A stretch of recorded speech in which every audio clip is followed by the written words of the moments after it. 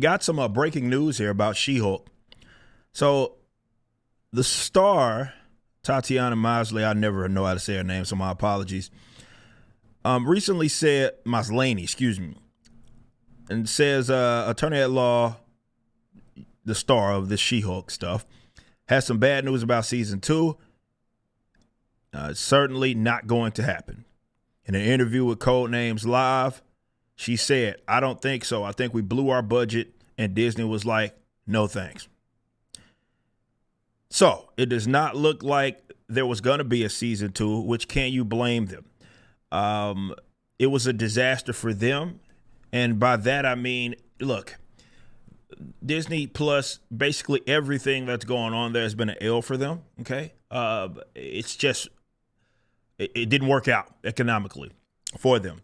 They've been losing money by the literal billions.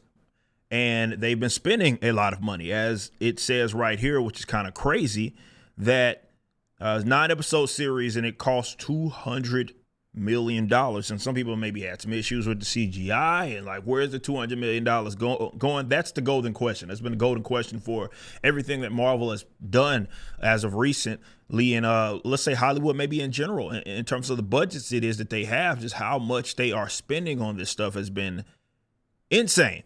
So for you guys that thought that, I don't know, maybe there were some people out there that actually liked the She-Hulk stuff. Looks like you won't be getting a season 2. And that's just the reality. Before we bounce, though, I do want to say this.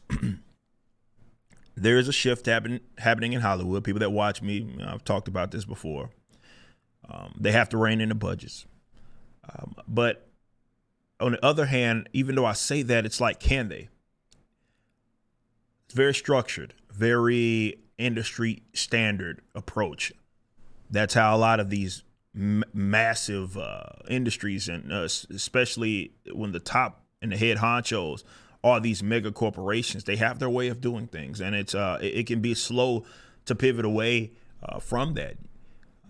And I don't know if they have a resolution, because when you're spending that much money and you see some of these budgets, especially with these more westernized films, right, that aren't independent, I mean, the money's going somewhere. I don't know.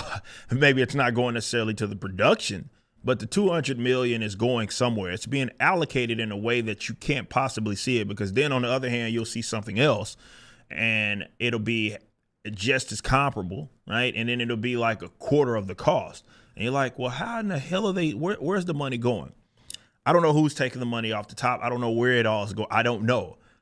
But it's not like they're just going to forego that. They're not going to be like, yeah, we'll just stop taking money off the top. No, that's going to be a process. And this is why I say I don't know if they have the ability to be able to pivot. So if nothing else, when you see stories like this, it's not working, get some inspiration out of it. You're a filmmaker. People still want to be entertained. You don't need $200 million to do it. But people still want to be entertained. And you have an opportunity here. Take advantage of it. Alpha Core #1's pre-order is live. Written by the legendary Chuck Dixon and penciled by Joe Bennett. Visit Rippaverse.com to grab a copy and any of the merchandise items. Be sure to also check out the animated trailer for the campaign, which is the latest project from Rippaverse Studios. Y'all be easy.